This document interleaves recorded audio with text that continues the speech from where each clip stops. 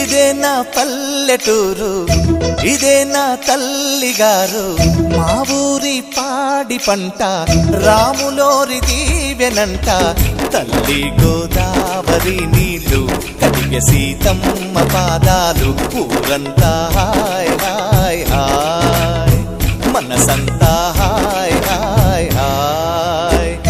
ఇదే నా పల్లెటూరు, ఇదే నా తల్లిగారు, మా ఊరి పాడి పంట రాములోరి దీవెనంట.